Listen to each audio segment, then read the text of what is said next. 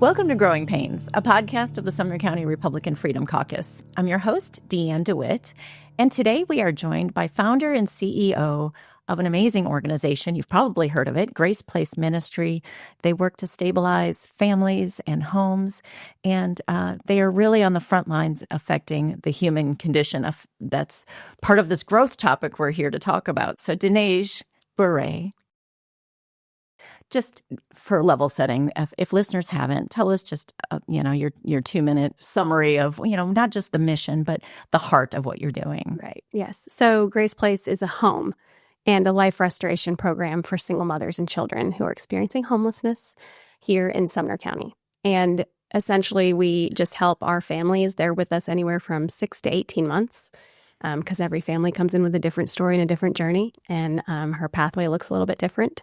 But we serve both generations, and we basically help them eliminate every barrier and obstacle that they might have to independence at the same time as we help them build and achieve the necessary things that they're going to need to sustain independence in the community. Yeah. And we've been serving for 10 years. We just celebrated our 10-year anniversary this year, which was so exciting and just such an important milestone for a nonprofit. And we do have an 87% success rate over 10 years of our families remaining independent. It's incredible. We're very, very proud of our families. Well, and there's a lot to celebrate with this 10 years. So we'll get to some of those other things. Yes. But since this is a podcast talking about growth and some of the challenges, I know that you bring a really unique perspective. You are on the front lines where you see how policy and these, economic shifts are really impacting lives. So while you are covering so many aspects of stabilizing these families, what do you wish that your neighbors and our elected officials better understood about housing insecurity and the challenges specific in Sumner County? Well, maybe not just specific in Sumner County. So, yes, we could talk about this for a very long time. So, when I opened Grace Place, there was a lot that I didn't know.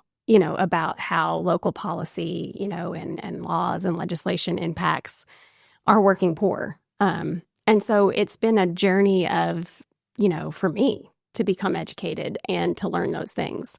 And, I opened a ministry with the sole purpose. I mean, the only motive I had when I said yes to what I felt the Lord was, putting that calling on my life was to alleviate suffering.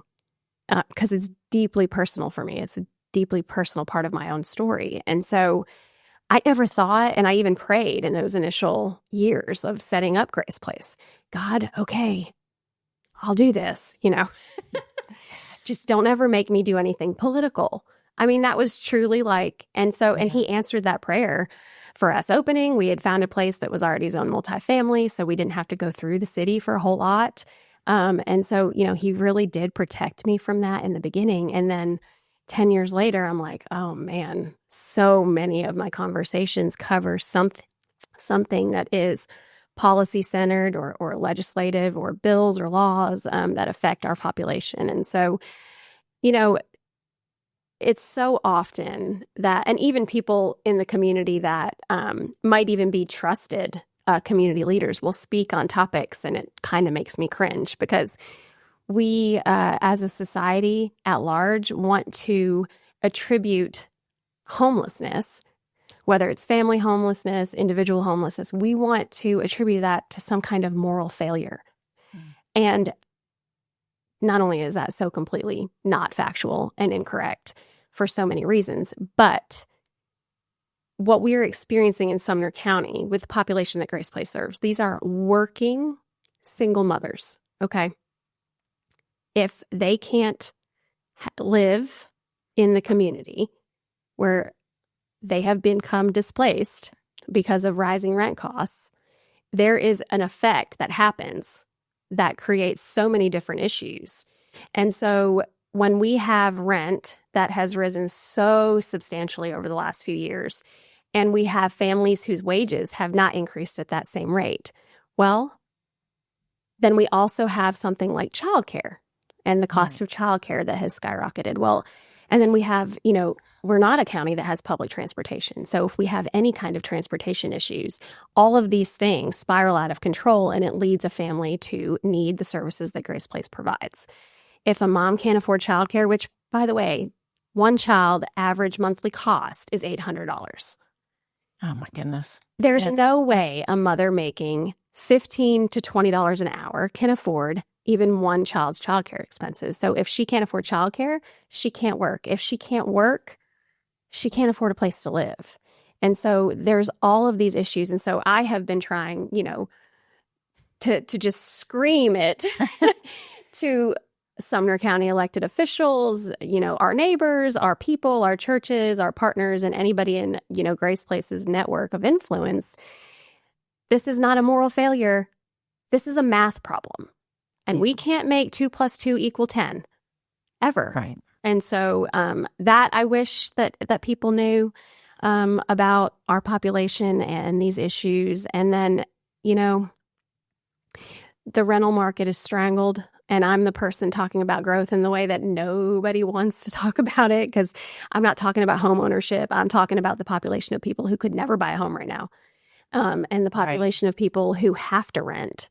And when the supply is so little and the demand is so large, we end up in this situation where we have an entire population, our working, maybe our blue collar but low income earners who can't afford to live here, which hurts our whole economy. Right. And so there is a ripple effect that impacts us all, even if we don't know that we're impacted by it. You've already touched on it a little bit, but yeah. If you have some more anecdotes or stats or anything that kind of help drive this point home, I think the rental market is one that everybody just kind of they get nervy about, right? They see apartments and they just assume a lot of bad outcomes, bad traffic, and then maybe a population that they don't feel that they would associate with as easily. But talk about the supply that you've seen, because you've gone through helping your families rehouse. I am not an advocate for just any old apartments to get built. Right. We have plenty of luxury apartments that nobody can afford to live in that are sitting there open. I'm not talking about luxury apartments. I am talking about the affordable places that we could build here that would help a significant portion of our population. Because that supply just doesn't exist. It just doesn't. It doesn't. As many of them there are some that are needed. The amount of affordable living opportunities is greatly out of proportion to the number of people who need it here in our county. And the population that you serve is one kind of unique population, but there's a lot of people that are in that same kind of income level that are first-time earners coming into the workforce. Well, it's long-term earners. It's our firefighters. It's our police. It's our hospital workers that, aren't doctors or nurses. Every single thing, every industry that we have in Sumner County is touched by our low-income wage earners. It's just so funny, because you mentioned the mindset about apartments and how that is. And I'm just coming back to, and here's what I love about what I do. I do this for Jesus, period. I don't have to skate around issues. I can get right to the heart of things. Oh my goodness. Traffic is never getting better. You live in suburban America. Okay? I'm just going to be very real.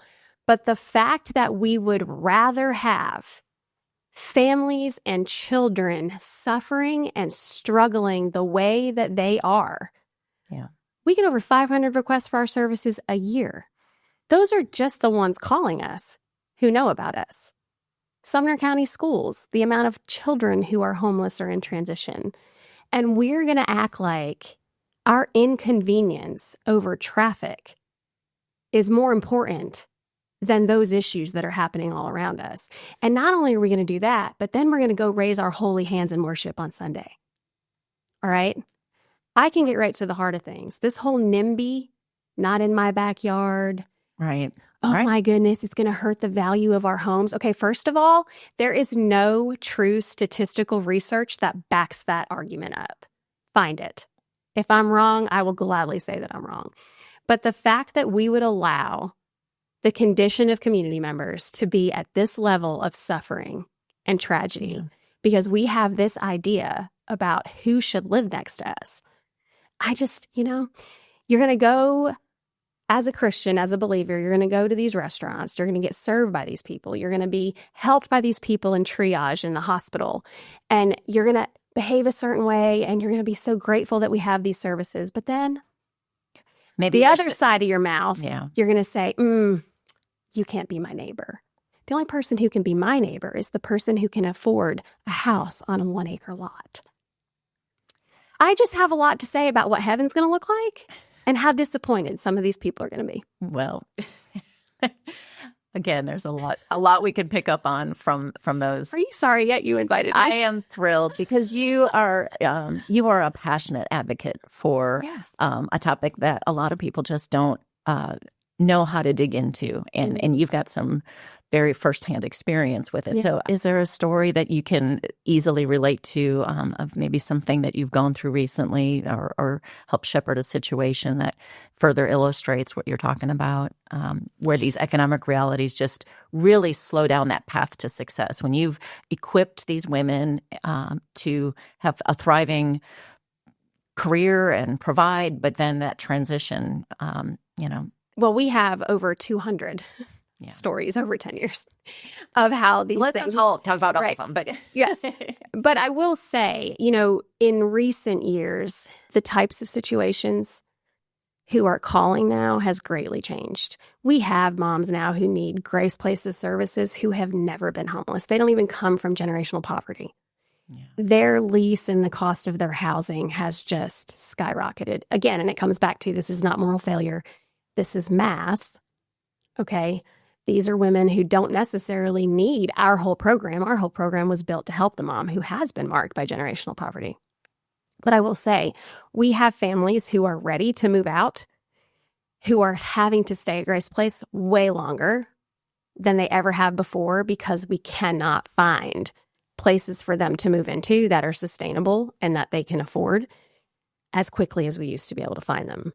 And so then what we have is a mom who's sitting here ready to go way longer, sometimes up to 6 months longer than she should have been while we're trying to find housing, which means somebody else is not getting that spot, which means there are women and children in our community staying homeless longer than they should have to because of what I consider a very tragic environment. It is tragic. So you mentioned this earlier, you kind of made your little backhanded comment about the 1-acre lots. And so was that backhanded? I mean, it was very direct. And it is a reality. And it's, in Sumner County, outside of the cities, the lot minimum now has increased up to 2.3 acres, right? 1,000 feet along the frontage of a home that is now expected to. So our leadership at large, while all of the nonprofit agencies and help agencies in Sumner County are trying to get their attention, saying, please help us, our county's leadership has decided only one socioeconomic class can live here. Pretty much sums it up, doesn't it? It sure does. Do you see some bold moves being made in other communities that you would hope that we could replicate here? Right. And, you do have to do growth wisely. And so I think that as a community, you have to prioritize. You have to pick, okay, this is where we're going to pour all of our efforts into right now. And the needs that I'm talking about are, we need the fire trucks, the fire hose to come put out these flames, for our population. And this is my heartbeat and my soul, my life's work. And like I already said, it's deeply personal. So for me, I'm like, why in the world would we prioritize anything over this? And I couldn't do what I do if I didn't genuinely feel that way. But there are private and public partnerships that are happening in different communities across the nation, honestly, that are very effective. And there's housing communities where, even in Davidson County, that are part of those types of partnerships where you would never know that they're a private and public partnership for those developments. It's interesting when I started digging into the laws, housing laws in the state of Tennessee. We actually have laws that prevent local governments from being able to incentivize developers to come into our communities and actually build affordable housing. Why in the world? When everything has to come to a vote anyway for every local body of government for any of these things, because, zoning and ordinance has so much to do with this issue. Like, why in the world would we not give our local government the power to make those decisions based on their local needs, right, case by case? And so it's just really interesting to see like all the ways that people's hands are tied. But yes, there are, and of course, in the nonprofit sector, Grace Place with our new campus, that's one way. That's a long-term solution, a transitional model, that we're pioneering and really excited about. So let's talk about Grace Place Amplified. Yes. Where'd the name come from, by the way? Oh my goodness. It's a very intuitive and logical name for what you're doing, but. So when we first hired our capital campaign management company, like they wanted the name of the new campus to be something that was like so easy for me to come up with. And it took me forever because I wanted it to be special. And so there were a lot of things, but I mean, it's what we've always done, but it's in a way more amplified way. And it amplifies everything. It amplifies the number of women that we're going to be able to help, the mothers and children. It's a way bigger campus. It's a totally different model. And so it even will help like women, like certain circumstances, like from an eligibility standpoint that we've never been able to help. We're going to be able to help in those situations now because we're getting rid of the community living model, which is very exciting. We're keeping the best things about community, but getting rid of all the things that are really hard about community with families in crisis. So yeah, it's just, and then, we're just going to be bigger and better. So let's brag on some of those partners that, have helped make this vision start to come to reality. Well, so I'm not going to brag too much on like their actual names because people who are involved in stuff like really don't want their names, out there for the world to see. Maybe the heart of the giver is where I'm driving towards, because there is there's a great opportunity for those who want to leave their name and their legacy on something to do work in this community. Grace Place would be one of those options, but there is a heart that is attached to those that have really come alongside you. Yes. We have some of the most beautiful souls, I think, in the world right here in our midst, and nobody even knows it.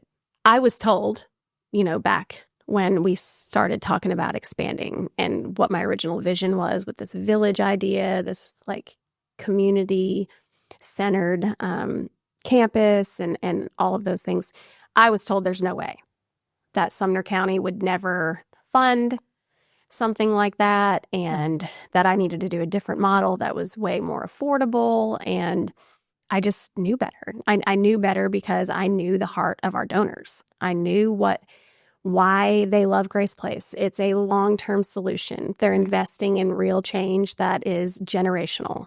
And we've seen that now, especially now because we've been here 10 years. And so we have kids that came to Grace Place who are now adults. And we see how they're doing. And so we know that there has been significant generational impact. And our donors they love that, our program is here, that it's local. They feel ownership of that. They've had input on things. And so, I get questions about like corporate grants all the time for our capital campaign and I'm like, no, like 80 to 90% of your capital campaign is going to come from your existing donors, from private donors who just have the capacity and the propensity to give. And so I don't know if any of them ever let me talk about them, someday I will, but we have maybe touched 20% of our network so far. And we've already fully funded phase 1 of our expansion. And the rest of the expansion doesn't equal what phase 1 was. And I was told there's no way. I mean, it is the biggest capital campaign that Sumner County has ever seen. And so I think that it all comes from people doing what the Lord has told them to do. It also is creating an environment that attracts people who want to invest. Mm-hmm. And that's something, I think that's a very common thread through what we've been exploring through this podcast, is that growth is, it has all these thorny things about it, but investment in the future, it doesn't come easy. It doesn't come without those challenges, but having a mind to invest in what can be a better future for everyone is a common thread. So, and that's important. Everyone, right, everyone, and everyone having those opportunities. You and I recently had a conversation about other nonprofits in the area and some things that, we're kind of touching on this unique approach and unique set of support that you have garnered to Grace Place because of the level of professionalism, the level of vision, and the way that you've inspired action. And there are a lot of other leaders that are doing the same thing in their sphere of influence. But much of Sumner County is kind of used to this bootstrap mentality that we do everything, as cheaply and under the radar as possible, just to serve and give. And it's kind of, there's a Sumner County way. There's these people who are working so hard for not equitable pay because they love this community and they'll do what they can. And there's leaders, nonprofit leaders doing that same thing. But when you look at the professional kind of environment that you've created, what are some things that, you wish you could help take to other nonprofit leaders or have other nonprofit leaders maybe learn from some of your experience that really what makes it all connect? The nonprofit sector, it's a Sumner County thing, but it's also just nationwide. I mean, you'll see all of this garbage all the time about how much a CEO of a nonprofit makes. They might be the scope of their leadership might absolutely mean that they should make that much, but they're going to be targeted. And they're, when you're talking about charitable giving and then you see that be abused, that has created a lot of questions about nonprofit salaries and right. What's fair, what's reasonable. But there definitely is a stigma that we should do the most sacrificial work in the world in so many other ways. And then we should also not even earn enough to pay your basic needs in life. And so, it's wrong. And there is a shift happening across the nation in the nonprofit sector, because if you want generational outcomes, if donors want the outcomes that a certain mission is going to commit to trying to make sure happen and deliver, you have to have top talent. You have to have people who are not unequipped and completely burned out. Right. A nonprofit having consistent people, well-compensated people who are themselves healthy, able to serve at the capacity required to deliver the outcomes we want. It's just so important. And, one of the things that I say to people who kind of come at me about, because I did, very early on. Now, for a long time, I obviously could not. I was the founder and we were building an organization. So for a long time, we couldn't compensate at the level that we should have. But it was always a very high priority of mine as we grew with my board of directors that they would support me in making sure that we paid our people well. They are not a burden. They are an investment, and they drive the entire mission. The outcomes. Yes, right. They are the outcomes. The building is not changing people's lives. And so it's all about your people, how strong your mission is, how good your outcomes are. And you in the nonprofit sector, it is some of the hardest work in the world. You're trying to create generational change. You're trying to restore lives. We're fighting against all the things that trauma has caused. And at Grace Place, it's a lifestyle ministry. There is not one person on my team that is not always on. And so I've always had my board's support in that. And so, we compensate. Like, I am not going to lose staff people because they could go make 30 to 40% more somewhere else. Yeah. Without the kind of impact. Without the sacrifice of your heart and your soul and your mind that this kind of work requires. And so, when I talk to other board members from other nonprofits, my first question is, are y'all paying your people? Because if you're not paying for top talent, you are never going, if you're not investing in that, the nonprofit is never going to reach the level of success in the services and the outcomes that we're hoping for. And so when I get those kinds of questions, I just move on. Well, it's an education, though. So I think, you have a unique opportunity and a unique voice in this matter because as much as it makes perfect sense. And God bless your board for having that vision and having my board loves to reward our work. Yes, and I'm so grateful for that. And there are a lot of people with high business intelligence, and they understand input, output. Like you can't draw water from an empty well. And that's the way you need to look at your team. I hope other boards tune into this part of it and realize the importance of setting a goal and really making a shift to pay people to work, to do good work, to deliver the kind of outcomes that a lot of these agencies already are doing, but just don't have the structure in place. Right. Or outdated systems that they're having to do. I mean, because sure, there's a scarcity mindset and they're just getting by. And I think it's a different conversation for nonprofit CEOs. I do talk to a lot of CEOs who they don't want to ask for money, but like, yeah, that's your job. Like that is your business. Yes, run the business like you are. And run the nonprofit like a business. Right. And so, a lot of nonprofit leaders are just people with really big hearts and a lot of passion, but not necessarily the business acumen. And so the perfect combination is finding both, especially in the CEO role. Right. And shifting gears like you had to, going into it to do the work and being passionate about the cause and being willing to work without the kind of pay. Right. But then shifting gears to say, okay, this is, if we want this to stick, if we want this to be a place that people want to work and continue to provide these outcomes. Right. And, nonprofit people, like without the nonprofit leadership, there's no retirement. There's no pension.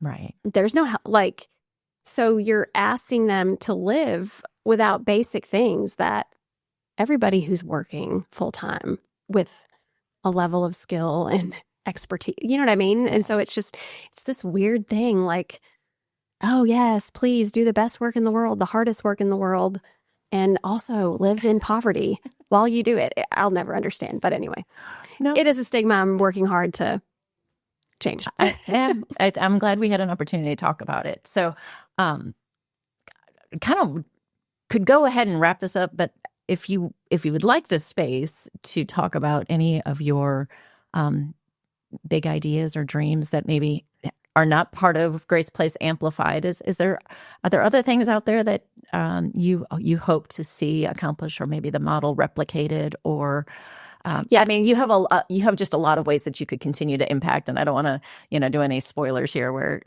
there's a time and place for talking about these things. Right. I am just I'm such a visionary, and so I can see so many things. And so the important thing that I have to stay centered on is the here and now. This is what we're doing now. And until this is done, we're not going to do anything else. And so, I would love, because our actual program is very replicatable. So at some point I would love to write curriculum, to get into the nitty gritty of what Grace Place does and why it's been so successful. And then just be able to hand that to some other passionate ambitious leader somewhere else and say, here's everything you need, and best of luck. Call me if you need me. Because it was so much work, and Grace Place was truly built from the ground up. Our program was. And it has been so successful. So I would love to just make it easy for, any other suburban communities, even throughout the whole country, that have experienced what Middle Tennessee has experienced with Davidson County gentrification and all of the things that have happened. I think would just be awesome. If that happens or not, I am content with Grace Place Amplified and it just being a model that other people can come look at, which I do feel like it will be. Yeah. It's gotten a lot of attention, even nationwide attention. So that's really exciting. And if we can help other communities be able to do the same thing and help their single parent families the way that we're able to here, I would love that. Yeah.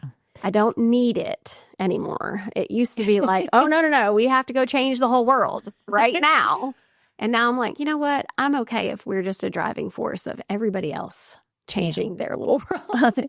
Well, and planting seeds. I guess that's why it just struck me as we were having this conversation. I didn't plan on asking you this question, but you plant seeds. And so sometimes it takes a village to water them and see how these things can continue to thrive and grow. And so, in any case, so let me wrap it up just talking about you and how, what you have personally, you personally overcome incredible things. Your organization is in the trenches facing unimaginable realities.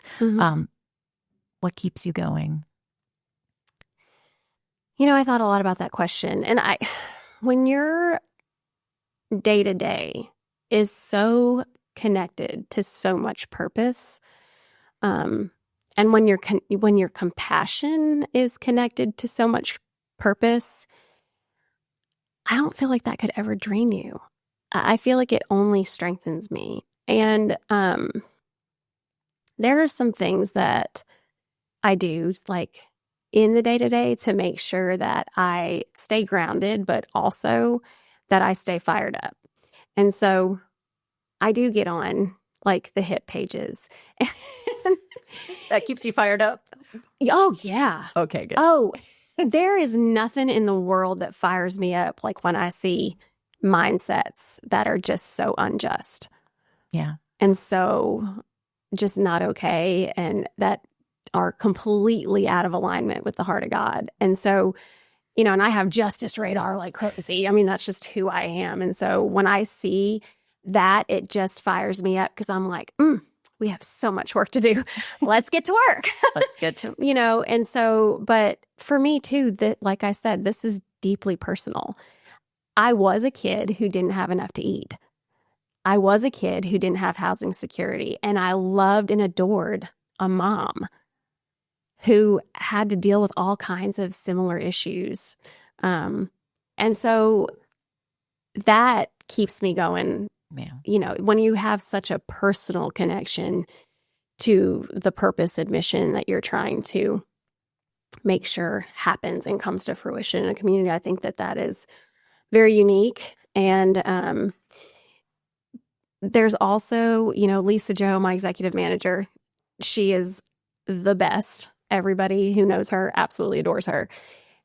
She answers the phone. And like even in our expansion where in the education center where our staff and personnel will be, I make sure she is right next to me because I have to hear those phone calls coming in of all these women who need help.